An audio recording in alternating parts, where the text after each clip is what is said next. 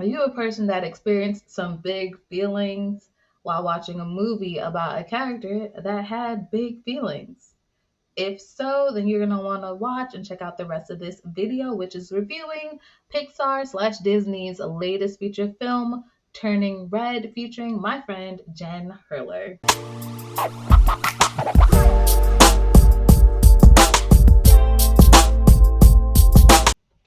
So, welcome to a relatively impromptu episode of Simplyrobotix, the podcast about the recent release Disney Pixar Disney film Turning Red. It was a film that I watched with no intention of doing a podcast about because I was like, I didn't want to make that commitment in case there was like a musical moment in here, and then now I've cursed myself again. So I watched it. I had a great time. I told the Twitterverse that was it. That's that's all I'm saying on this. And then I got a couple DMs and a text message, different social media platforms like, "Oh, I really like Turning Red. Can't wait to see what you have to say about it." And I was like, here's my tweet where I said I wasn't gonna say anything. But then after I sent that to like the third person, I was like, dang, maybe I do have to do something. So I was like, well, I don't want to do it by myself. So I called on no stranger to this show at this point, Jen Hurler. Jen Hurler has been on season all of them, like even before I figured out I had a season. But her first episode was like my third episode of the show, just about her being in grad school. And then she came on again to talk about Avatar The Last Airbender. And then did you come on for What If or no? I didn't. I wanted to, but I was like, how much are you going to bug her? Oh, well, you could have, because in my brain you did. But okay. So I thought you were on What If. What if we'll have a season 2? I was so Jen I'll come on for season 2, especially yeah. Jen will come on for season 2. So, anyways, Jen Hurler is here with me today, which also I feel like is a great person to talk about this movie with because Jen herself is such a fangirl. I feel like in so many capacities and facets. So I'm sure, much like me, you could relate to May in this movie. So just real short, the movie was directed by Domi Shi. That's an hour and 40 minutes long. This is really important information that I found out just before recording this, that she was born in 87. So that makes her also a millennial. She's just from Canada. So when I was watching the film, I was feeling like this is too dialed in. And I was thinking, I guess I never even really seen her. Like I may have seen her, but not actually processed the individual I was looking at. So I definitely thought she was like early 40s or like mid 40s or something. I'm excited for her. No, but I was like, there's just no way, you know? And then so seeing that she was in 87, she's just essentially 2 years older than us. Mm-hmm. I was like, oh my God. And this is her first like feature film directorial debut. That's so huge because that's something that I feel like, one, if you're a woman, one, if you're just like not, well, she's an animator, right? But anyways, if you're just like a woman, it just feels like that's something you can't really achieve until you are in your mid 40s. Yeah. So that's why I just assumed that, right? Even with her short, I don't know why I just never paid attention to like she's youthful, like no offense to other people, and she's probably closer to my proximity than I like realized. But I feel like that kind of added fuel or whatever to my own career ambitions because I'm like, oh my gosh, she's like within arm's distance. Yeah, like literally. And if she can do that, then like maybe I don't have to wait until I'm 60 to like be up there, like, you know. Yeah. So anywho, it's an American film. Jen, what was your first impression when you watched it? Also, did you watch it more than once yet? I watched it twice. And it held up. Not that I didn't think it would. Honestly, I was more scared about like the trailers and stuff because it was like building up like my dream childhood movie. And then I was scared it wasn't going to live up to it. And then to be fair, the hype on Twitter was a lot, especially obviously after it came out. And I feel like there's often like a lot of backlash when, something gets hyped up a lot and people unironically love something and very earnestly love something, that there's always like detractors. But for me, it's like very much like held up, and it's like I adored it. I was smiling like dopey smile the whole time I was watching it for the first time.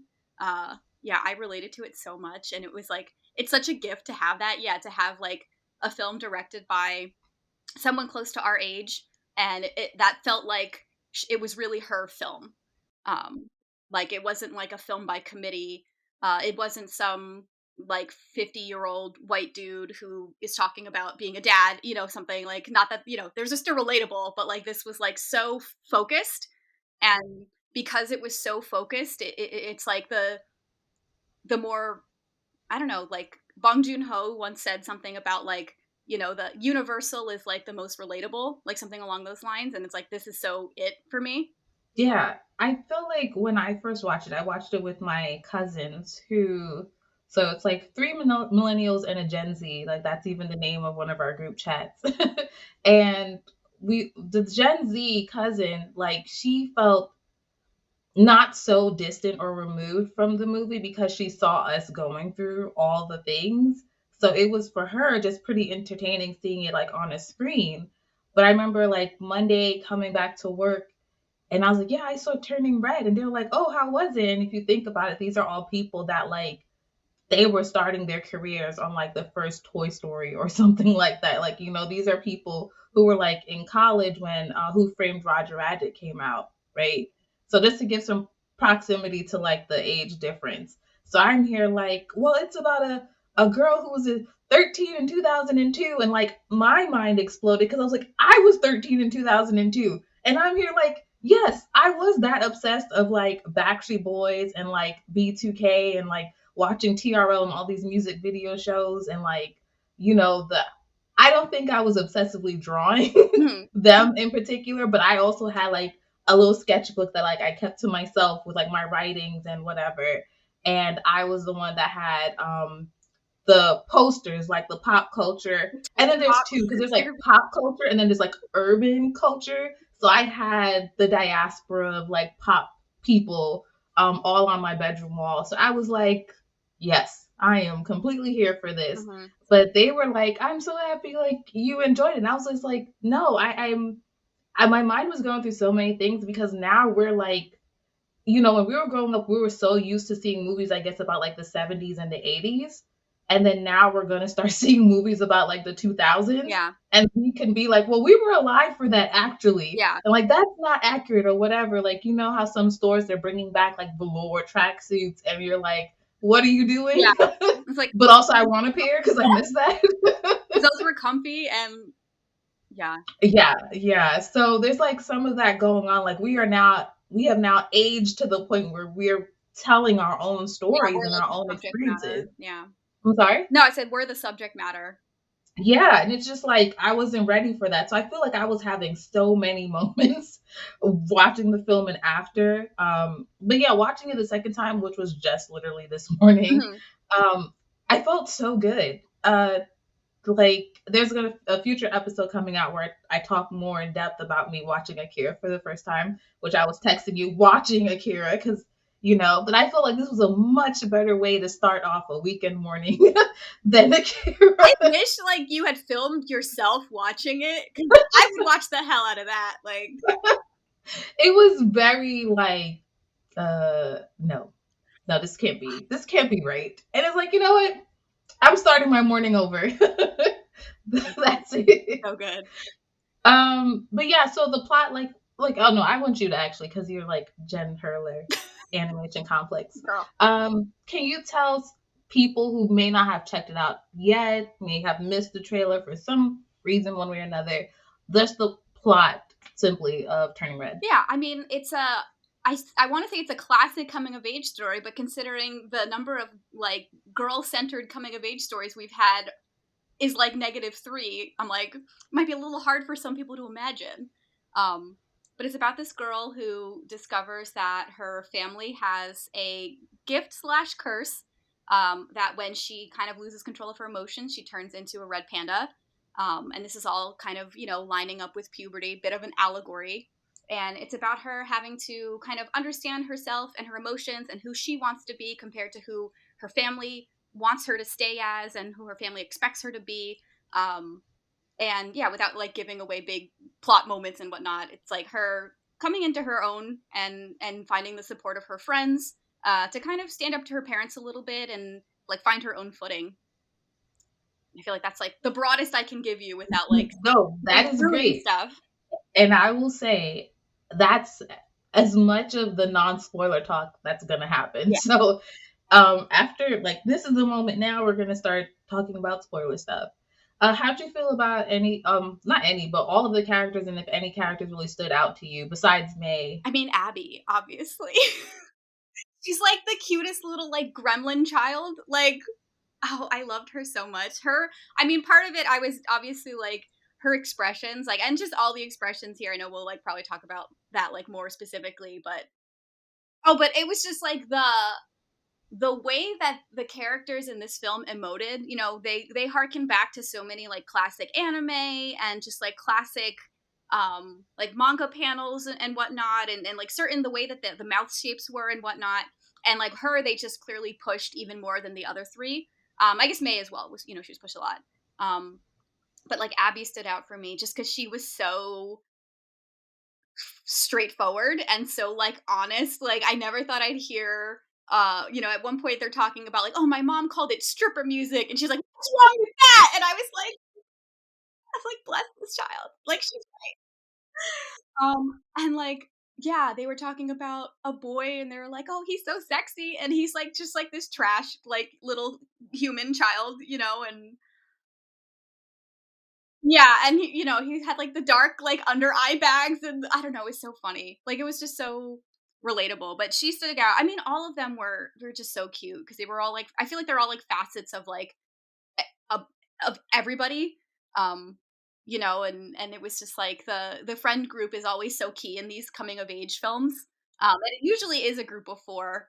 So it's like it was fun because they were all like just so supportive and so open with each other, and it was like so refreshing to see that there wasn't any like, I feel like when like white dudes write about girls, it's like there's always like the backstabbing one, or they talk about each other behind their backs, you know, and it's all this kind of mean girls nonsense. And it's like there was a little bit of that growing up, but for the most part, like you just wanted someone who accepted you, you know.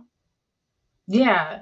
And I feel like even though we may have experienced a lot of that mean girl stuff, just having that core group, you know, is just to a certain extent it can almost just overshadow those experiences, not to negate them, Hmm. but just thinking about how pivotal like your girl group, your friends were back in like late elementary school, definitely throughout junior high and starting high school. It's like I think they really captured the positives of those girl groups, you Yeah. know, the how reaffirming they can be and the stuff with the mothers and the parents and just like chill out girl, like, you know, like get a grasp on your emotions, like it's okay, trying to like sometimes bring Yeah. one person in the group back down. Hmm. um And I did love yeah, too. I loved it Oh, so much. I'm sorry. oh no, I was gonna say I love too like the scene where, you know, it's like what calmed her down was her friends. I And know. and it was And like she lied to her mom. yeah, and I love that. Like it was kind of interesting that they never really tied up that, like she never, you know, I thought that was gonna be like the big like sad climax of her being like, I wasn't Mm, you, I lied, you know, and that actually never was addressed. And I really like that because I feel like that's part of growing up is like kind of knowing and accepting that what like the more you grow, the further you get from your parents and the more that hurts them, and like they're proud of you and that's expected, but it's still painful. And it's like living with that duality was like really nice to see in like a small way in this film. yeah. Yeah, it's like So you talked a little bit too about like the expressions and I'll segue that into the animation style. Did you watch the Embrace the Panda doc? yeah, I did. And like Okay, I've tried to watch as much this morning before this. Domi definitely pointed out, as you said, like the anime references and Sailor Moon, and I mean, we all know I'm not that into anime, but I was a stan for Sailor Moon, so I did catch some of that with like the eyes and the twinkles and all that sort of stuff. mhm. But how do you feel about the animation style compared to some of Pixar's previous work? Oh, I loved it. I think Luca did a lot of the groundwork for this film for sure Yep, in terms of yep. like the rigging and the animation style. I think this was like Luca plus. Um and again, and that's like I'm not that's a compliment because Luca was another Pixar film recently that really did feel like more of like an auteur. Like it had like a clear point of view from one person. And it Mm-hmm. was a very Mm-hmm. personal story as well. Yeah, so for me, this was just like taking all of those things that like we loved growing up. And again, I feel like Damishi and I could definitely be like good friends just based on the groundwork of like this film of just like these are all her references and these are the same things for me. Um, even just like the turning into the red panda is there's an anime called Ranma, and the character turns into the character like turns into a boy, like they flip genders. It's very binary and kind of outdated, but it's fine. But then like there's another character that like is a panda. But yeah, it was just like all these different things that I could tell like she pulled into it. Um, and to see that reflected in the art direction and the character animation and the really pushing the expressions and stuff, it was like so refreshing, to see that welcome, because I feel like too like a thing about like I think our generation that she probably heard too in like art school was like there was this big push of discouraging kids from like drawing anime style, using air quotes here, and now we're seeing all of this stuff that like just completely disproves that, and I feel like we're all a little bitter, because we're just like everyone's making the things that they loved, like influencing it, like the amount of Akira like bike homages. I saw that. Yeah, I saw that like too. It was like a legit 2.5 minutes worth of that motorcycle slide. yeah. And I feel like, to be fair, like it has definitely taken a life of its own, but it's just like you still have to appreciate that like branch of animation to like be like I'm Mhm. gonna put this in here. um yeah, I don't know, it just was like all these things that I feel like so many of us growing up were made fun of about, like were celebrated. And that was really nice for me. Yeah, I agree. I would say too, just going back to like Pixar's animation style, I saw a tweet just saying that like we're in like a new era of Pixar with their last four movies, Onward, Soul, Luca, and Turning Red. And I know I said respectfully, I ignore Onward. I still haven't seen it. I like just, yeah. But for me, like the last three were definitely, I can see what they were getting at with Onward, but the way that you said that, like and really with Luca and Turning Red even more so than Soul, like you can tell it's like a specific voice that's telling a very unique and particular and definite story. Like Luca can, to a certain extent, that is just that small Italian town or whatever, and that's their thing. And I'm sure if you tried to pick up that story and put it in a different country, small town, it just wouldn't be the same because it's so nuanced to like the location. And for the same thing with Turning Red, it's very nuanced to like a Canadian, Chinese, first whatever born, Yeah, or and like like, this particular whatever. time. Yeah. Yeah, and I even found myself like relating to some of that, and I know you can too, as just being like first gen American, or just having immigrant Mhm. parents, and just navigating that and wanting to like just be their pride and joy, and the perfectionism which leads to imposter syndrome later, and like do we ever get over that stuff? Who knows? No. But like seeing her work and process through some of that. Like I remember there were moments she was calling herself like the adult that I am. And it's like, girl, you were 13. Yes.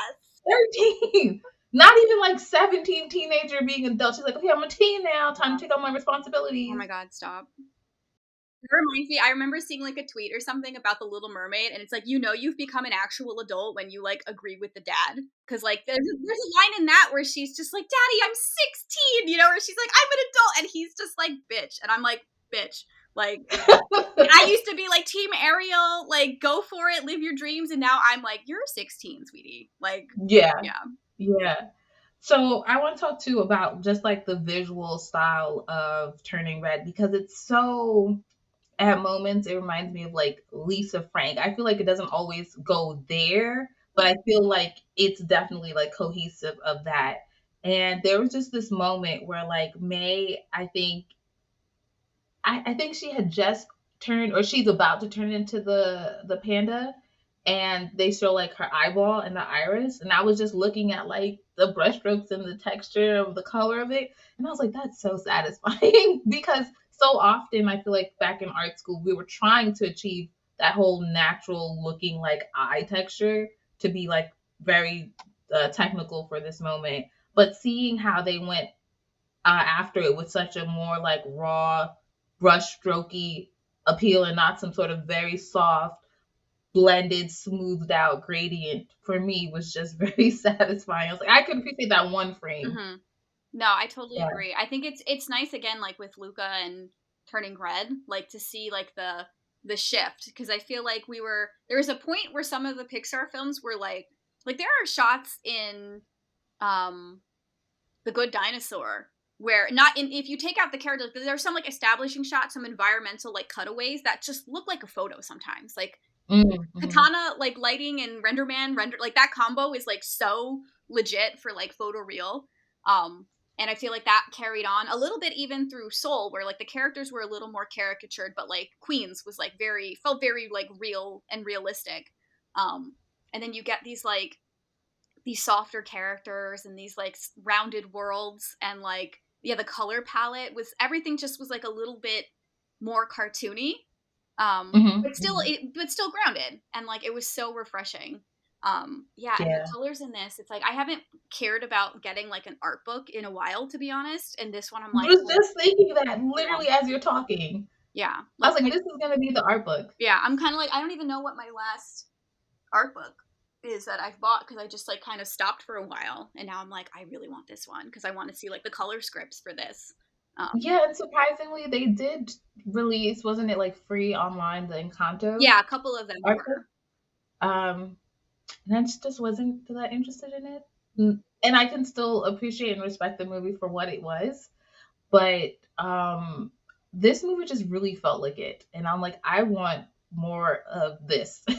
I almost would even be okay with just like a short or something about the aunts, or like just a little bit more of Fort Town. Like when I was watching it today, and I was like, I missed the post credit scene Mhm. the first time I watched it, and I also forgot to like look for people's names because like, oh, people I know worked on this. Yeah, So I'm watching it, and I'm like, I'm really enjoying Fort Town. So I'm like, there's a soundtrack. I want more of their music. yeah.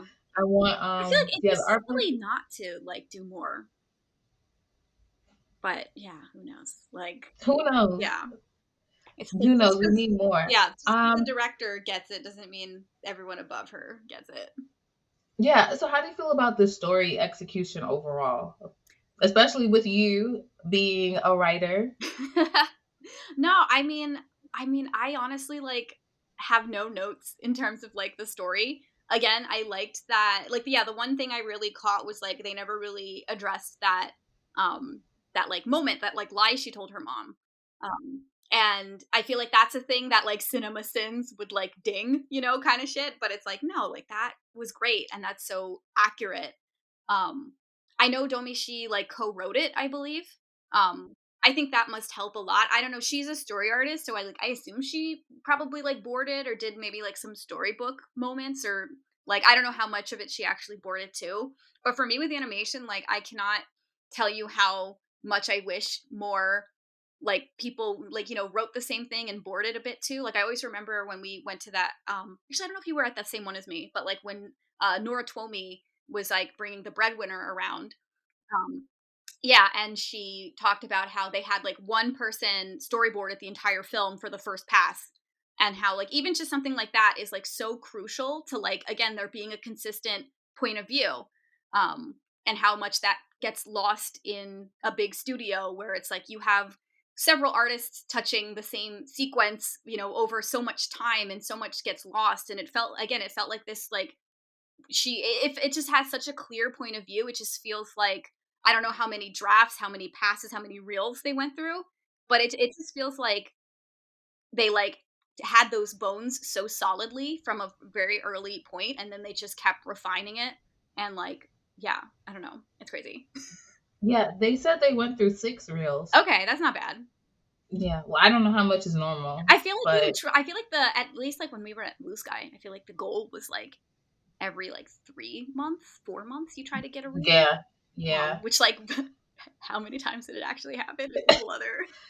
That's also just a little bit stressful. Just Oh like yeah, as soon as you finish one set, it's like, okay, time to do it yeah, to again literally and have to better. rip it apart and like put it back together. Yeah.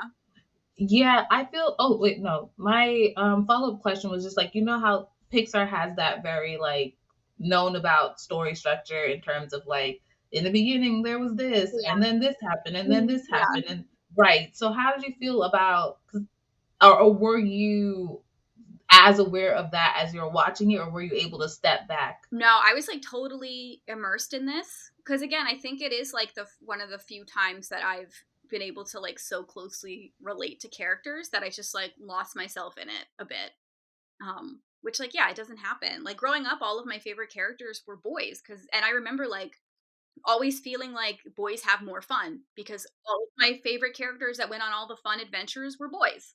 Um, yeah, and it's like a weird thing, like then to watch this and like because I feel like too, like growing up, I rejected a lot of like really feminine things, and I feel like even just like the way they balanced like them just like being young girls and then like them like getting interested in boys and getting interested in like other people um was like also just like played out like so normally and like naturally, and it's like yeah, it's not weird, but everybody I know felt weird about it because people are so weird about girls going through puberty.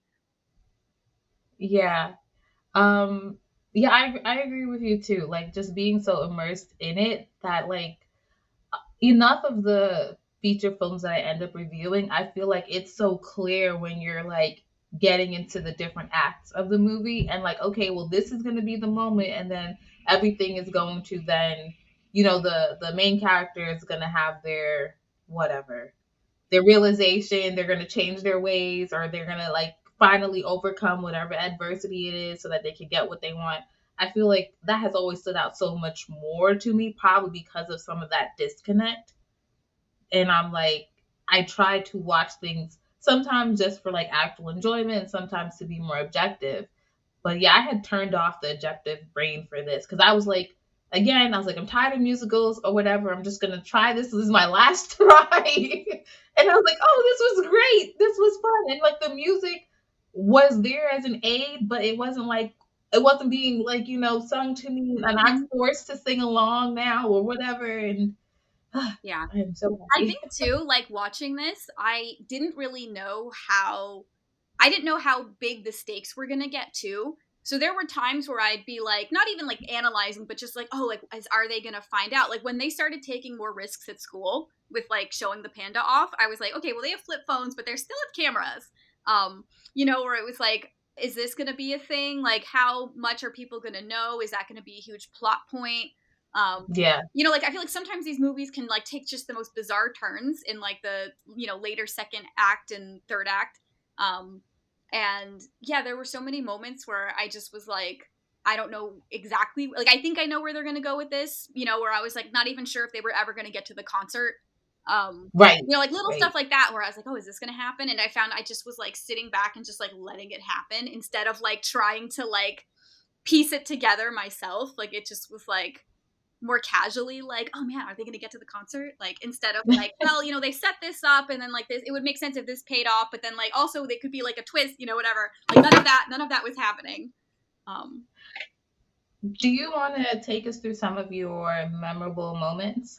oh, I mean, I feel like everybody's memorable moment was the scene with the pads. Oh, I feel like when she's at home or when the mom brings it to school? when she's at home and the mom just shows up with like the hot water bottle and the pads and like the ibuprofen. Oh my god, I remember like that was so fun, like the week it came out, just like being on Twitter. um because it was just like all the animation ladies and like people I follow who were just like, yes, like holy crap, this is such like a minor thing, but it's like someone had to like model that like box whatever, but like I'm like someone had to like design that like period packaging. Someone in like Pixar's graphic design department. Love that for us. um but yeah, but just like the way it was so normal, like again, I feel like it, not to keep bringing that up like so many people are, but it is like such a weird thing that happens to like 50% of the population, and it's such a taboo thing. And the way people treat it like it's like not a thing to talk about around children when it's like it's happens to children. It's like there's a lot of stuff like that, and it's just like cool, this happens to real children. Like I don't know what to tell you. Yeah, exactly. And like, I actually want to spend a moment on that because I mean, I don't know about you, but like, I found out about periods like 4 days before I got Oh my mine. god, really? I am not Wow. joking. I learned about it on Monday, and by like Thursday or Friday, I was bawling my eyes out Oh. in school because I thought I don't want to be a woman. Yeah, I feel like everybody I know was just like, "This sucks, like, I do not wanna be a girl." Yeah. No, it was like I just knew like I'm an adult now. This is it. And I remember thinking to myself, like I learned about it in Girl Scouts. So I was like, what if I didn't go to Girl Scouts? I would have thought I was dying at school because my mom didn't have that conversation to me with me. I was in fifth grade, so it's important. And I was seeing the conversations too about like how people were upset that this is a kids movie and they're talking about it. But literally, I was 10. I was a whole kid in fifth grade, didn't make it to junior high yet. And like my mom thought she just had more time, much like May's mom, to have that conversation with me. And like my mom also came out with her own care package. And like I didn't go to school. I got like McDonald's and chocolate. And I was like, this is great. But like also I don't want to be an adult. But to help to try and make that like a not so horrible memory for me. And so seeing that moment with May and May's mom, I was just like, this is so important because also like going forward, and especially with the way like gender and stuff keeps evolving and we're all like getting more comfortable with like not just being like there's just two genders. So just like parents of kids with uteruses, this can help bring about that conversation because I could imagine it's just like awkward. Like no one, like our moms didn't really have the conversation either. So like now they're like, how do I have it? I just think it's going to be handled in school. Yeah, it's And I was like, also thank God for Girl Scouts. yeah, it's also annoying too because it's like, I remember in my school, they split us into, like, boys and girls, and I'm thinking, like, Mm, boys should learn about this too. Like, I feel like all the people who are like, "My sons asked me about pads," and I'm like, "Cool, your sons should know that this happens to probably a lot of their friends in the future, and, like, it's not yes. weird, and it's not something they should, like, make fun of."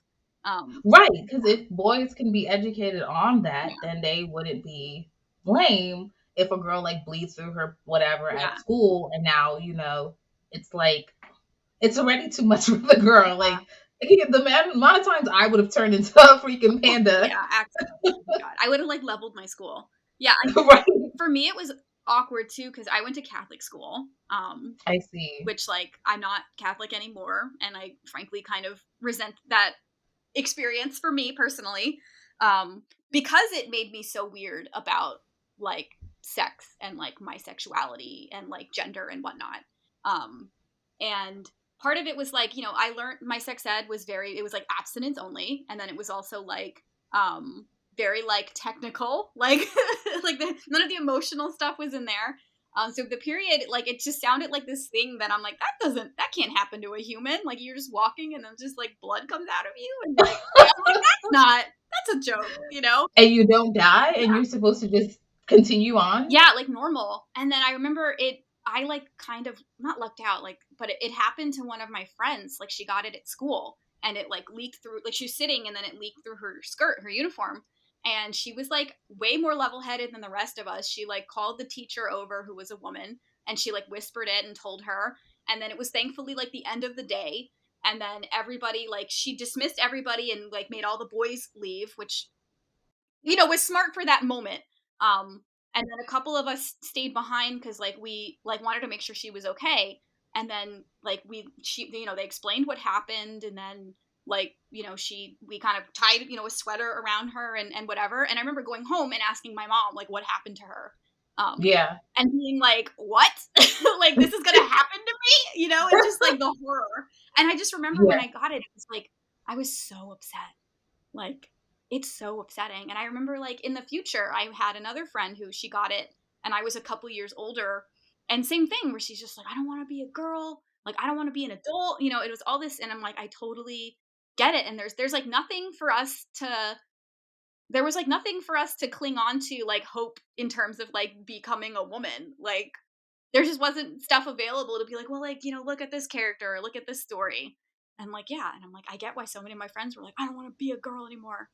That's all you know. Like, oh, well, you're a woman now. Well, I don't want to be. Make it stop. Another small thing I wanted to bring out was that May, right, wears glasses. So after her parents find out that she has her panda or whatever that is.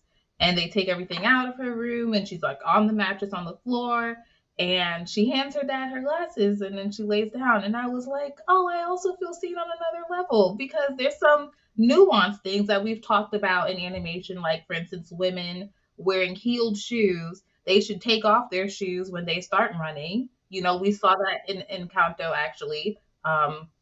Mirabelle does that. And so for me, this was like another nuanced thing. It's like, yeah, you have to take off your glasses and either hand them over to someone responsible or put them down somewhere safely. And I was just like, I'm very happy to see that. That's just it. Just a small personal win for me. Oh yeah, no, I love that the one girl had braces, like, Yes. you know, and she didn't get teased about it because it was like, I mean, it was pretty like rare back then, but also it was becoming a lot more common. And the popular boy too. He also had a couple in the front. Yeah. Tyler? Oh yeah, Yeah. the one who like joined their friend group. Yes. So Another thing that I found relatable was May's presentation to C4 Town. Have you ever done something like that? yeah, like for sure. Like when I wanted a dog, like the You wanted a like dog. the research that I would present in terms of which breed we should get and like how much stuff would cost, like skimming PetSmart website and being like, see, it would only cost this much. Like, yeah. Yeah, I've done, now that you said that, I've done something similar because I was trying to get a hamster. And my mom was heavily against all rodents, so no. And I also remember writing a paper promising to like, let's just say do chores or something like that, for a pair of sneakers that I really, really wanted. And I found the letter in shuffling things around, and I was like, yeah, I was like in sixth grade, and I was like, this is why I need these sneakers. And I just so wanted like some pair of, and you know what? It's actually kind of funny in hindsight now because those sneakers are very similar to like the sneakers Miles Morales wears.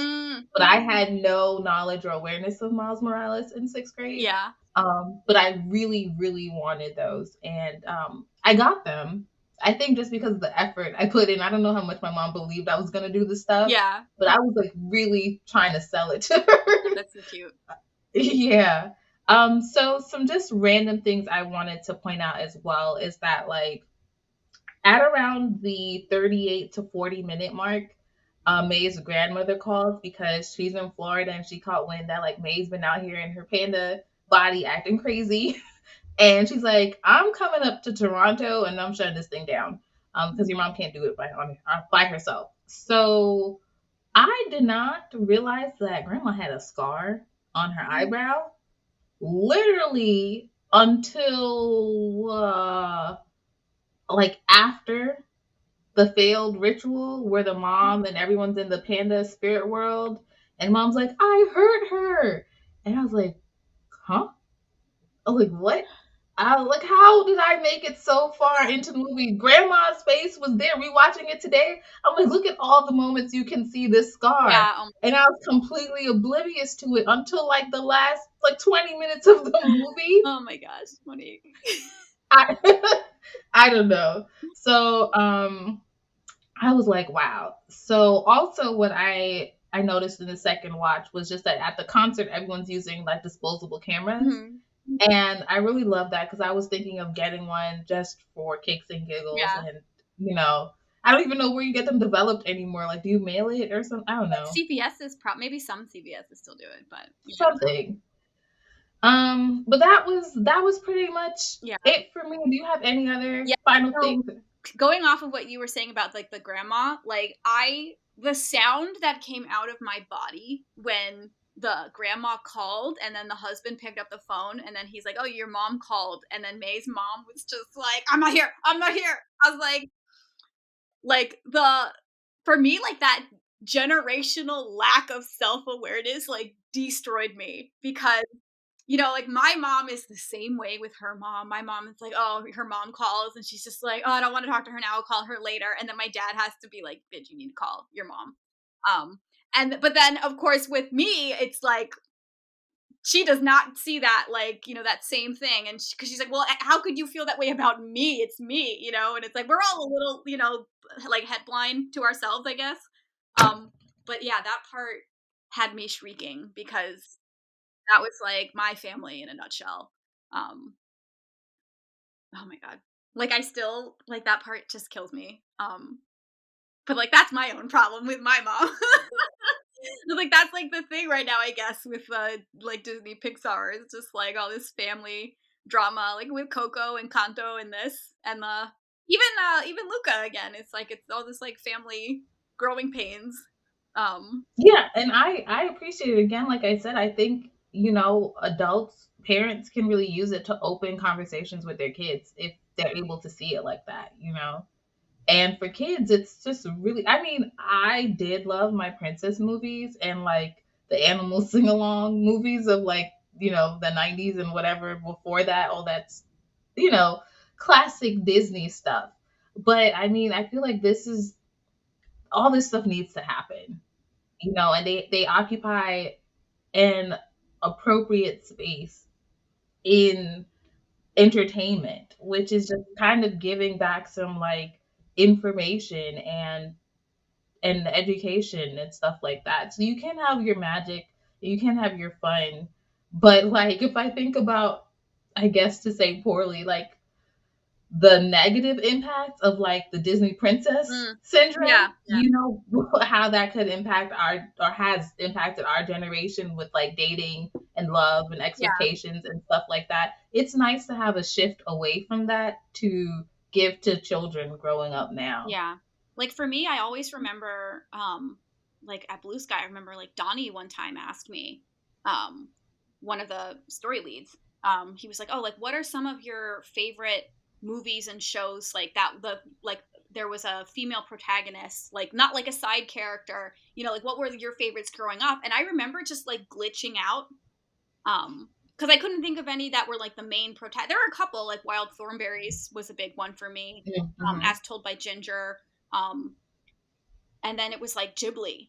Um, so for me, it's like getting this film and like yeah, like the stakes are lower and like it isn't like your typical big animated movie and it's not your typical like Disney film or even your typical Pixar film, I guess. Yeah, and it's just like where has this been? Like So well, we just needed her to be here, needed her to get here, and she's here now. And I really hope that on different levels that creatives like her and that are as different to what we've been experiencing as the norm, quote quote, are really given the opportunities to tell stories. Because like look at our inner child or whatever, how happy they are. Our adult selves are so happy about all this stuff, and it's like it makes me really, it's like stuff like this that makes me hopeful for the industry.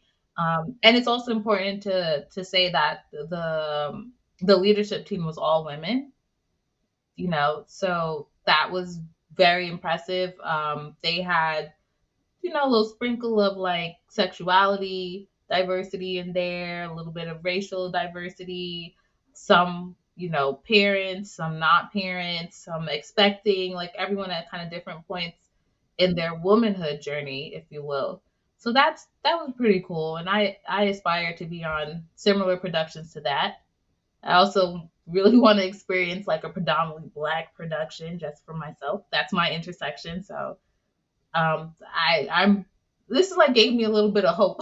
yeah, Not that I was losing hope, but like no, this definitely went on my list of like things I wish I wrote, like in like a motivating way, but also in just like a god damn it, like could I ever make oh, you something this still can. good? Like There's a lot of maids out there. yeah, Like for me, again, just my race plays a big part of like my early 2000s experience. yeah.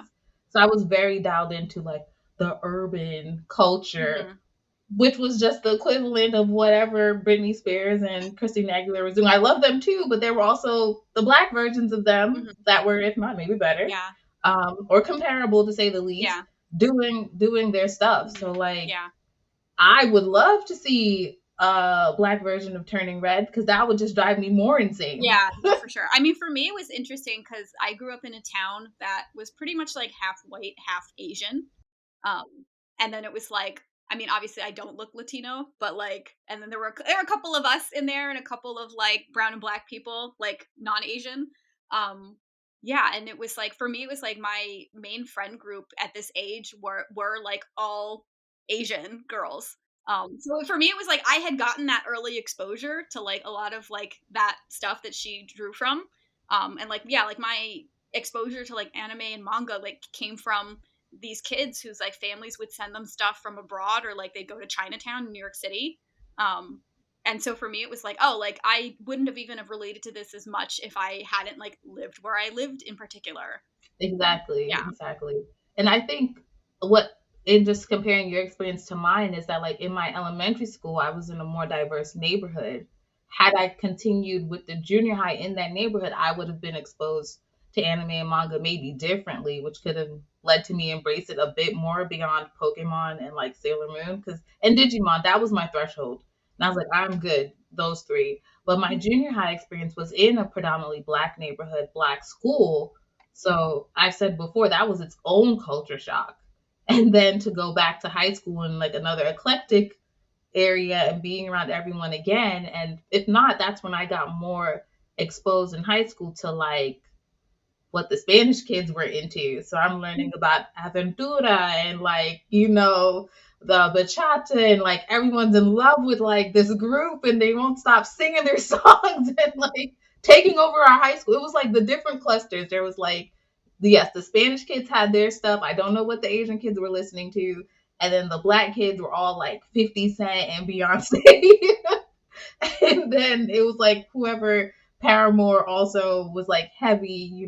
So I would just like we need more of I'm looking forward to more millennial Yeah. experiences being put on the big Oh yeah. screen. I think this is like that's like the thing that like for us it's so obvious that even if somebody told like the same not even the same story but like the same story from a different point of view like you would get such radically different stories. I Exactly. like hope to God that execs don't see this and be like, well, they already did a girl coming of age film. We like let that's done. Where I'm like, It can't no, be. like that is not It can't be everybody. because then you have the East Coast is different from the West Yeah, Coast, is different from the South and the Midwest, all that same time period. yeah, It's all just yeah. different. So Like I'm like, there's a million different ways to convey girlhood rage. Like a red panda's just one. Like, right, right. I mean, yes. And it's just really, like I said, interesting and it's gonna be fun because we grew up with all those like 80s coming of age stories and we weren't a part of that time, but that's just also what we kind of thought was gonna happen. yeah, And then in reality to what we actually experience now, we get to share that. Um and it's not so much about sharing it for kids, I think as much as it is like just us being able to share experiences with each other now as this particular yeah, and generation like that's processing of the it. storytelling age. Yeah, Hmm. yeah. Oh no, because I specifically asked for these Yes, you things. did. I remember seeing that. Yes, so I'm gonna have some editing to do. That's fine. So first is Obscure Delusions from Instagram. She said, Turning Red was so good. I don't think I've ever seen puberty for girls done that well in an animated movie. Um, May secretly drawing the boy she liked in an all anime style was so great. Magical girl heart eyes brings back all the feels. I love the nostalgia. So cute, so precious. Ashley Janae Art from Instagram said, I sobbed for 2 hours after watching it. It was so good. Heartfelt, deeply relevant, even as a coming of age story. I always feel strongly about the animation, but so glad there was no singing. In short, I had big feelings in response to the movie being about big feelings. Oh yeah, I So cried too. Like absolutely. I think I'm broken because I did not cry. No, this is different people process things differently. But I really did like it and enjoy it. So this is from Odd Nerd on Twitter, who says, I never thought Pixar could top Ratatouille, but is it Domi or Dami?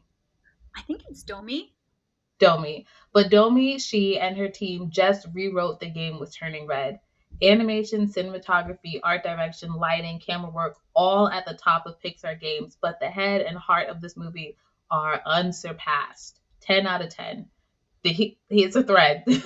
So Turning Red feels like the first absolutely new thing from Pixar in a long time. Is Domishi the youngest person to ever helm a Pixar movie, along with being the first solo female director? The energy just radiates out of this film. I never thought Pixar would make a horny Canadian anthropomorphic period parable about boy bands starring a red panda and her crew, but they really did it, and it's as outstanding and weird as that sounds.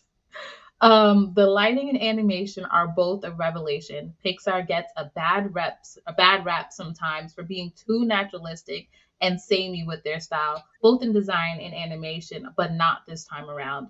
Poppy where it needs to be, lifted shadows pushed to the blue to contrast that red all over.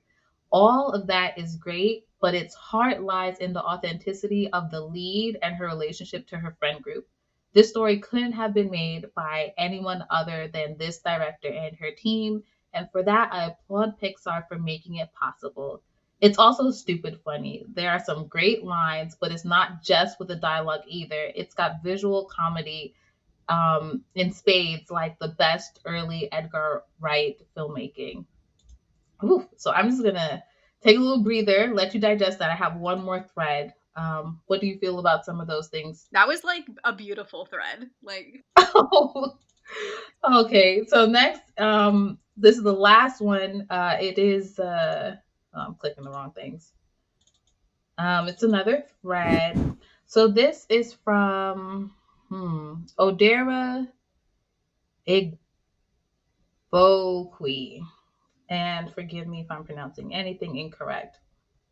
So this says Turning Red's most culturally authentic moment that is so true of 2002 Toronto and 2022 animation is how omnipresent Black culture can be. The constant the dance moves, etc., and yet Black characters are simply set dressing, spices to be blended into the palette. The entire time I watched the film, I couldn't help but think, hmm,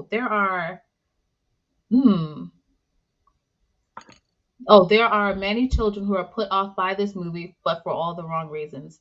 The animation was a delight, though. The rethinking of a big bad villain was fun, and the in between of genres very 2020s in a fun way. But I couldn't help but think that I would have to have a very nuanced conversation if I were to show Black kids in this film. The sad thing is that this is all reflective of a lot of non Black people's communities and friend groups.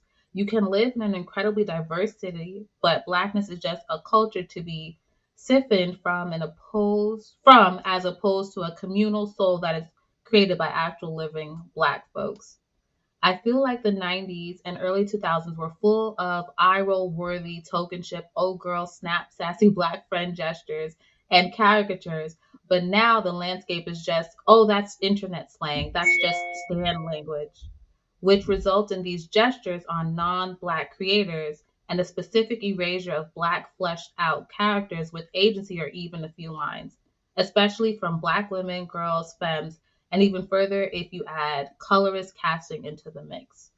So I thought that was a very weighted and yet concise and direct criticism mm-hmm, of the film. mm-hmm. I feel, and I talked about this briefly with Ashley, who I read her stuff earlier, was that like to a certain extent, um, just as Black people that enjoy animation, the same way as women that like listen to rap, you kind of have to turn off your brain to the misogyny. Mm, You turn off your brain to the fact that there's like Black culture sprinkled without Black people participating. mm-hmm. Um, so I didn't really acknowledge that or harp on it or really feel any way about that because I was like, well, I can identify with this film in like other ways or Yeah. capacities. But knowing that you are an ally of many people, of many intersections, how do you feel about that comment? Oh no, I feel like I saw that one too, and I totally got what they were saying, and I think that's like an ongoing conversation. And I know it is like a too a really interesting intersection with like a lot of Asian culture and like appropriating blackness and black culture. I know that's like a weird like dichotomy in those two, where I feel like with like Latino culture and like black culture, there's a lot more of a Venn diagram. There's a lot of like shared ancestry.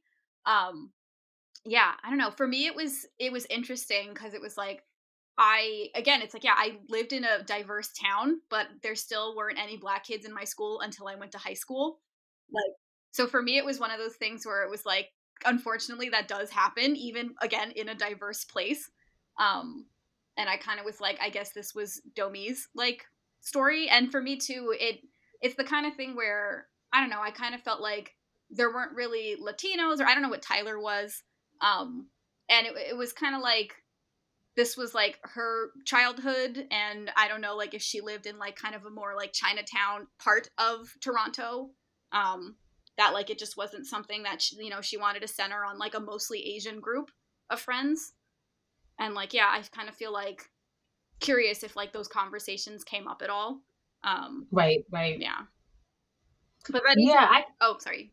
no, go Oh first. no, I was gonna say like it is indicative too, like that is a good point about like so much of like boy bands and so much of culture back then is like driven by black culture, where it's like American culture is black culture. I feel like I've heard that like sentiment.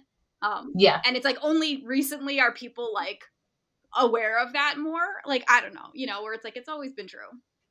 Yeah, Netflix has a show about like pop culture. It's like a docu-series, and they have an episode about boy bands, and it's like it's for me it was like the first time I actually saw like Backstreet Boys and NSYNC acknowledge the fact that Boys to Men was their was their entryway really to being these mega superstars, because actually in the 90s, Boys to Men was the boy group which had crossed over into pop, but then they were like, yeah, but like, let's make it white.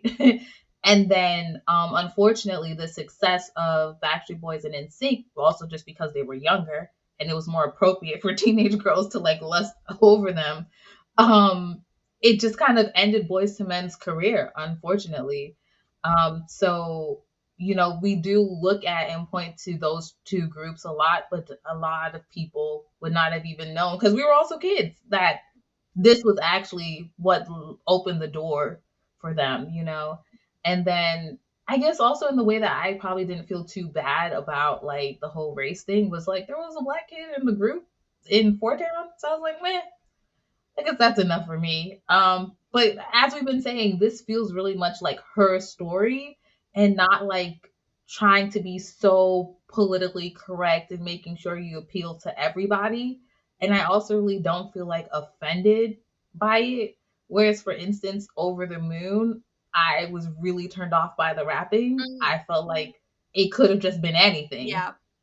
But I was like, I don't know why we had to throw that in there. Do they have to rap? It is weird too. Like again, it's like so much of K-pop is like black culture, and it's like I think a Yes. lot of like the producers and songwriters that currently write for K-pop, I think a lot of them were like black producers and whatnot who wrote for black artists here at like decades ago, and now they're doing it over there. And like the costuming, the dance moves, like the performativeness, it's yeah, so much of it sometimes it's kind of like, oh, I'm like, I don't think you guys even like the disconnect of like what where your influences are from is like weird.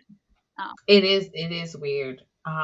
So yeah, so I just want to thank, I got, I just have to say this too. I did get permission from everybody to read this on the show, so no one's being blindsided by this or anything like that. And I appreciate everyone for letting me read their tweets and comments on the show. So now we are actually ending the episode. I would like to thank Jen so much for joining me. Jen, can you share just your Twitter handle Yeah. where people can read your kind of blurbs as they come about all things that's related to animation? Yeah. Yeah, I'm on Twitter at Anim Complex. I was like, Animation Complex was too long. Yeah, Twitter was hating on Yeah, you. you can also find me Um, at animationcomplex.com as well. awesome, awesome. Thanks so much, Jen. Yeah, So thanks for having me. y'all fake bullied me into this episode, but I'm very happy to have done it because I had a great time. Yeah. And I got to see Jen. Yeah. So, bye. Bye. If you enjoyed this episode, be sure to one, like the video, comment, and let me know, and subscribe to the channel so you can see future videos that I have to come in store. You can also listen and or watch older videos. Use the hashtag Simplyrobotixpod to join in on the conversation on social media. That way I can reshare all your stuff. So thank you again, all of you that got me to do an official review for this movie because I wasn't going to, but I had a blast watching it the first and second time and during this conversation. So until next time.